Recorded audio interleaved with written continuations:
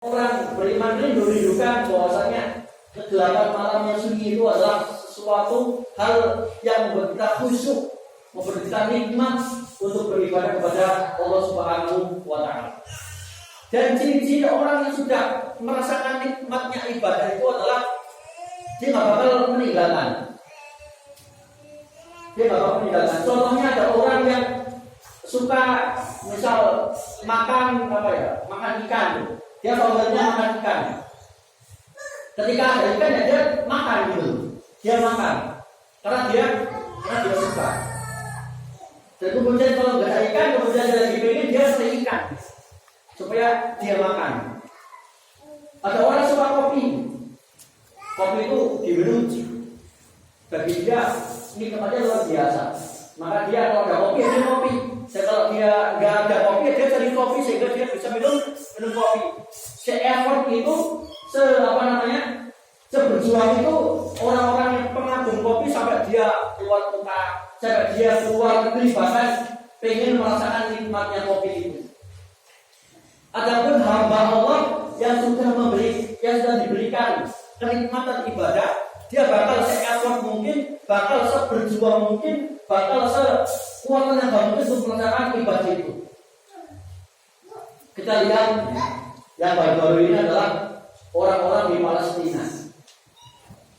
Mereka yang lagi dibom, mereka yang lagi dijajah, ditembaki, semuanya hal yang tidak manusiawi. Mereka masih sempat buka Quran.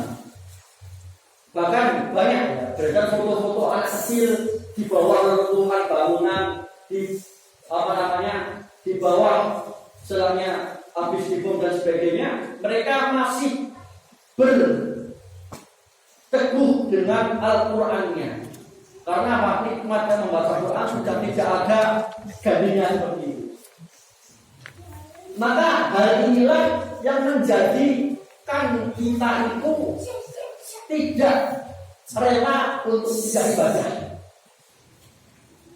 Hal inilah yang menjadikan kita itu sesuatu hal yang tidak kita pikirkan kalau kita tak ibadah. Maka itulah salah satu agar kita bisa beristiqomah dalam beribadah. Dan cara apa? Kita menikmati ibadah itu sendiri.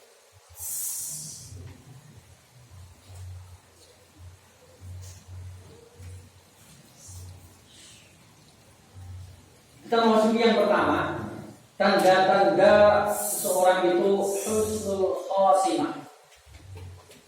Yang pertama adalah di akhir hayatnya mereka mengucapkan la ilaha illallah.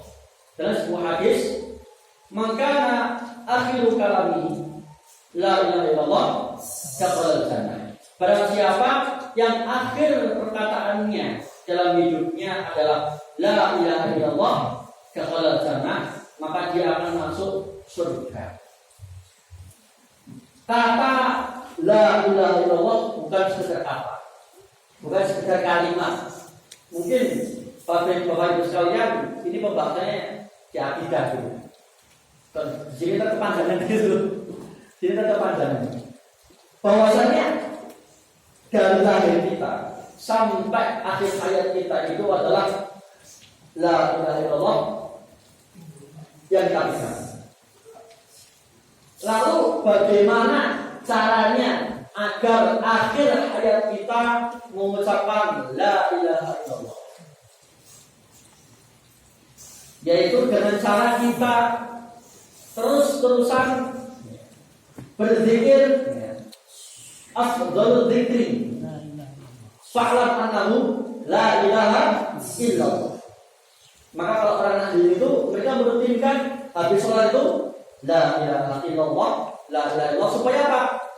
Mereka terbiasa melakukan la ilaha illallah agar di akhir hayatnya la ilaha illallah di akhir katanya.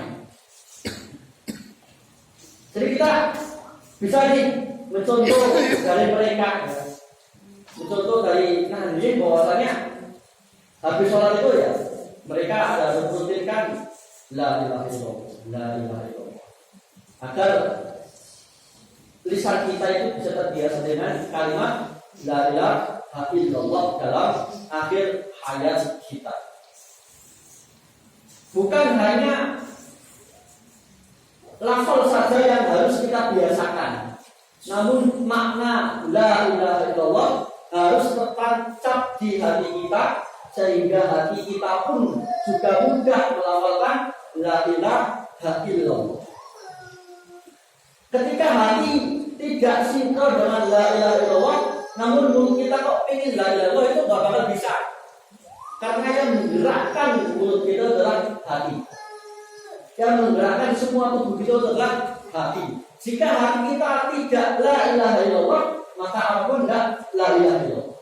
Maka kita harus belajar nih apa makna la ilaha illallah, apa balik kalimat la ilaha illallah, sehingga kehidupan kita itu la ilaha illallah. Sehingga di kehidupan kita la ilaha illallah, di akhir hidup kita juga la ilaha illallah Muhammad Rasulullah. Kita rutinkan, kita caranya la ilaha illallah.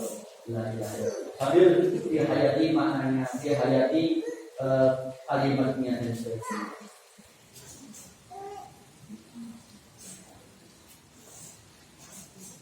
Yang kedua adalah tanda-tanda husnul khotimah, yaitu meninggal dengan keringat di dahi. Ada sebuah hadis dari Ibnu Buraidah bin Hashim. Maka Ibnu Buraidah ini lagi jenguk saudaranya yang sakit. Kemudian dia menemuinya, saudaranya itu sakit, kemudian saudaranya malah istilahnya mau meninggal. Kemudian di akhir hidupnya beliau ini berkeringat sakit, kemudian beliau mau meninggal, sudah di pucuk nyawanya, kemudian darinya itu keluar keringat. Maka kemudian Ibnu Buraidah ini berkata, Allahu Akbar, bahwa aku telah mendengar Rasulullah SAW bersabda, mautul mu'min bi'arafil jabin. Orang mukmin itu meninggalnya dengan cara, tandanya adalah berkeringat di dahinya. Jadi ini adalah salah satu tanda husnul khotimah bagi para mukmin. Mereka yang dalam hatinya beriman kepada Allah. Mereka dalam hatinya itu imannya sudah bisa digantikan oleh apapun. Maka insya Allah, dan kita berdoa semoga kita berada di dalamnya, bahwa meninggal di akhir itu adalah tanda-tandanya berkeringat di dahi. Dan ini sudah banyak fenomena-fenomena. Ada mungkin ada seorang ulama yang beliau meninggal itu masih keluar keringat, masih keluar darah gitu. Mereka para syuhada yang lagi berjuang di Palestina, mereka ketika meninggal itu darahnya masih keluar, rambutnya masih tumbuh, kukunya masih tumbuh, dan wajahnya, tubuhnya itu masih alami walaupun sudah dikubur bertahun-tahun. Dan insya Allah itu adalah tanda husnul khotimah. Kita sebagai seorang mukmin selalu mengkhawatirkan akhir hidup kita. Hidup kita ini bisa mau kayak gimana ya akhirnya ini? Apakah husnul khotimah atau su'ul khotimah?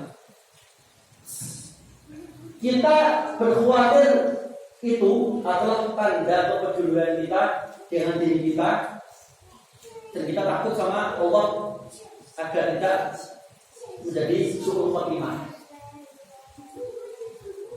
Maka yang kita ketahui adalah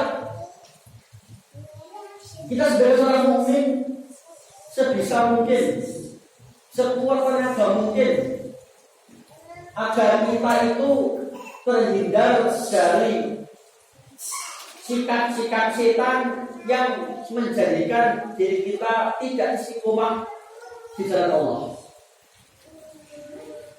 tidak menjadikan diri kita ini susah dalam beribadah, tidak menjadikan kita ini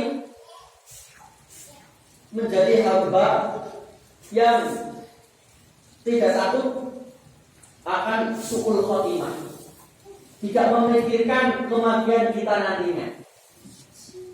Makanya luar biasa majelis pada sore hari ini adalah majelis husnul khotimah, dengan kita selalu mendambakan husnul khotimah itu sendiri, dan di dalamnya dipenuhi dengan hikmah Allah, di dalamnya majelis ini dipenuhi dengan hidayah Allah, sehingga dengan hidayah itu kita bisa menikmati ibadah-ibadah yang kita lakukan, kita bisa terus istiqomah dengan ibadah-ibadah yang kita lakukan, sehingga insya Allah kita semuanya berada pada jalan husnul khotimah.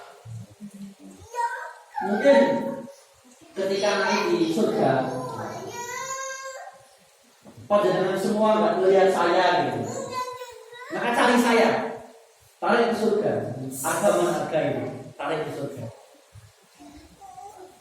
Maka dan juga sebaliknya, saudara panjenengan atau siapapun guru kita yang sudah berada di surga, kita minta untuk ditarik ke surga, minta syafaatnya. Maka salah satu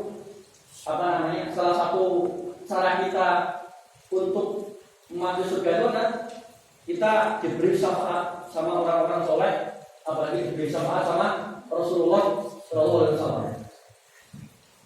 Kita terus bersolawat, berdoa kepada Allah, ya Allah, Allahumma sholli, ya Allah, selawatkanlah kepada Nabi Muhammad SAW, doakanlah Nabi Muhammad SAW, ya Allah, dan berikanlah syafaatnya kepada kami, ya Allah.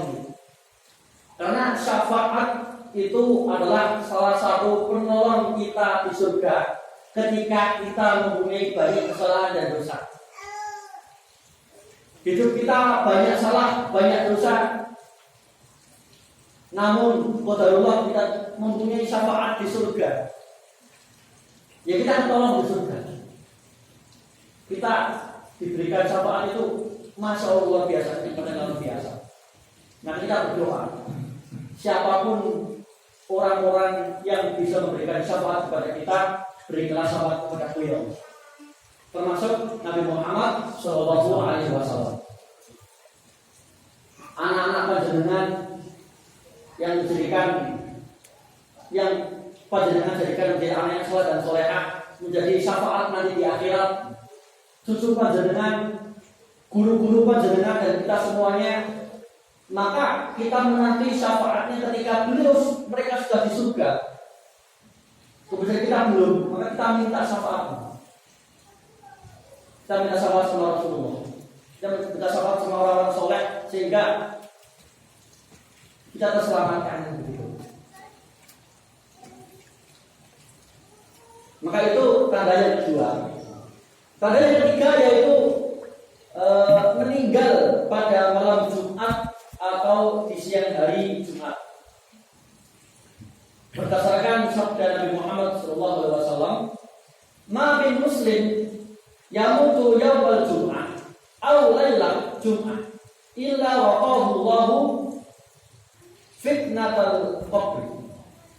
Tidaklah seorang muslim meninggal dunia di hari Jumat atau pada malam Jumat kecuali Allah akan menjaganya dari fitnah kubur.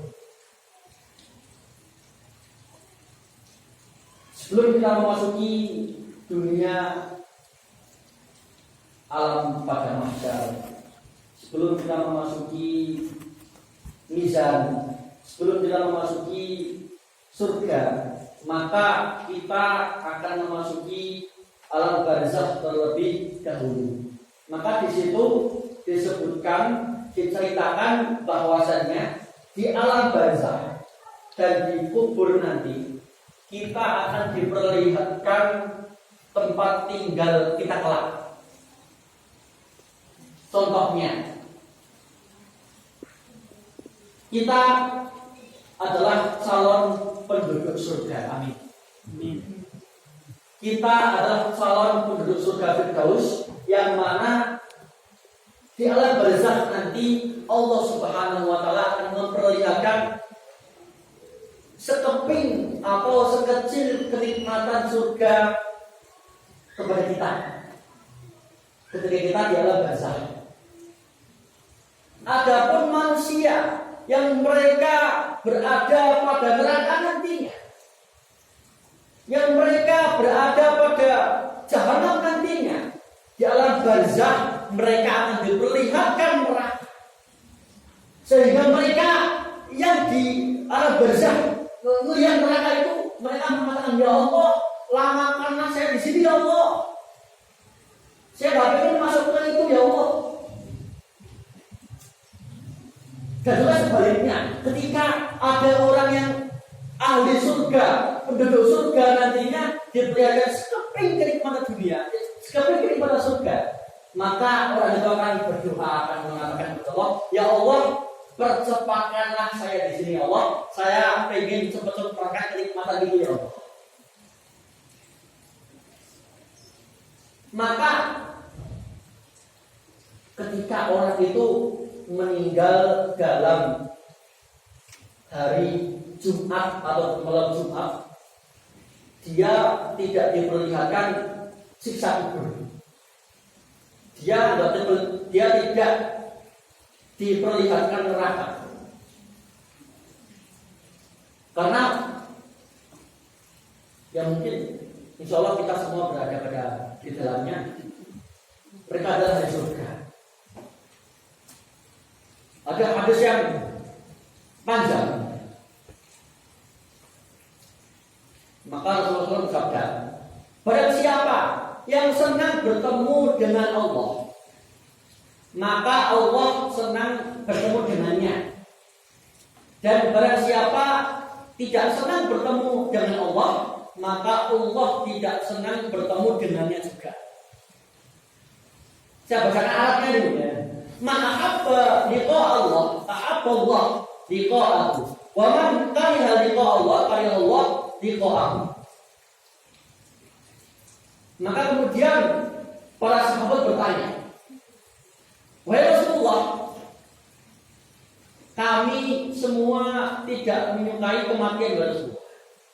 Kemudian Rasulullah SAW bersabda, bukan itu yang aku maksud, namun seorang yang beriman apabila menghadapi sakaratul maut, maka seorang pemberi kabar gembira, utusan Allah datang menghampirinya seraya menunjukkan tempat kembalinya, hingga tidak ada sesuatu yang lebih dia sukai kecuali bertemu dengan Allah. Lalu Allah pun suka bertemu dengannya.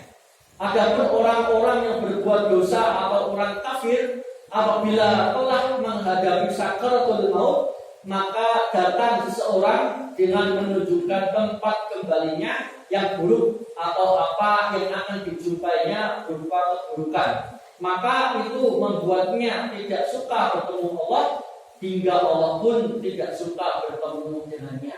Na'udzubillah min dzalik. Kita di dunia mendapatkan takdir berupa kita menjadi ahli ibadah. Dan kita di dunia pun juga ditakdirkan menjadi hamba yang istiqomah. Kemudian kita meninggal dunia dengan husnul khatimah. Allah suka dengan kehadiran kita. Allah suka dengan kehadiran kita menuju alam barzakh, menuju alam-alam yang lainnya hingga kita di surga. Allah suka. Dan kita pun juga suka.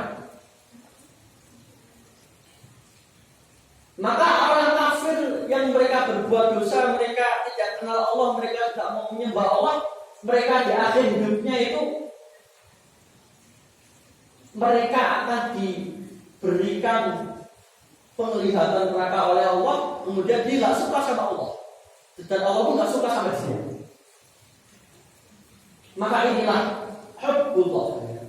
Kita harus cinta kepada Allah terlebih dahulu sebelum kita cinta kepada ibadah-ibadahnya. Ada sebuah doa yang bagus sekali. Allahumma inni as'aluka hubbaka wa hubba man yuhibbuka wa hubba amalin yuqarribuni ila hubbika. Artinya apa?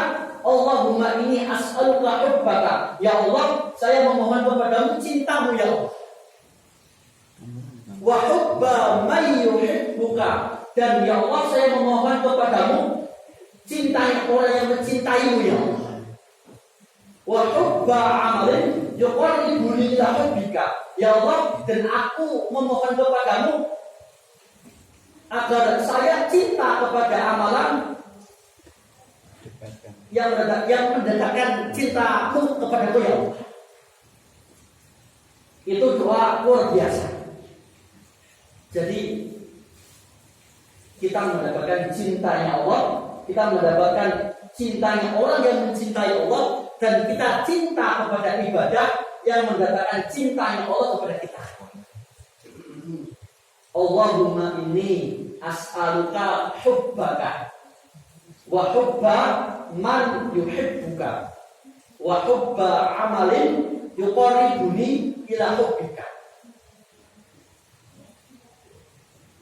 Sebelum kita cinta sama Al-Quran, sebelum kita cinta sama sholat, sebelum kita cinta sama puasa, sebelum kita cinta sama ibadah-ibadah Allah, kita harus cinta sama Allah dulu. Semakin dia cinta sama Allah, semakin dia kuat ibadah. Semakin dia dekat sama Allah, semakin dia dekat dengan ibadah. Ada satu kisah nih, kisah ini dikisahkan sama ustadz saya. Karena saya nggak punya kisah gitu, saya akan menjadi kisah ustadz saya. Ustadz saya lagi di Mesir. Di Mesir itu kalau Ramadan, tarawihnya itu berjus-jus, lama sekali. Bahkan satu rakaat itu bisa satu surat. Jangan buka aja di YouTube gitu. Sholat tarawih di Mesir itu yang imami syekh besar, kemudian satu surat beliau bacakan dalam satu rakaat. Kemudian saat saya ini jejeran sama simbah-simbah lah, umur 70-an tahun. Nah, beliau ustaz saya misalnya tidak kuat karena sholatnya lama sekali, beda dengan Indonesia.